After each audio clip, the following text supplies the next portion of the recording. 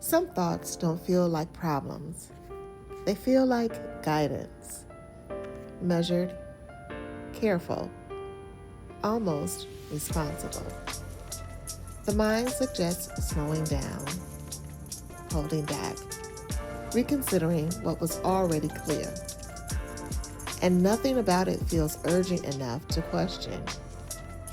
It sounds like maturity, but not every careful thought is wisdom.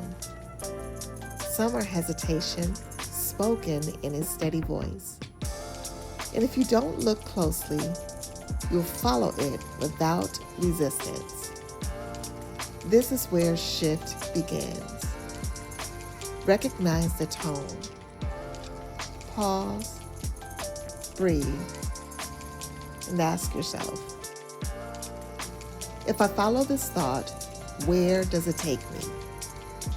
Toward clarity or toward delay? Because wisdom creates direction, hesitation creates distance. This is where reload happens. Interrupt the thought, question the tone.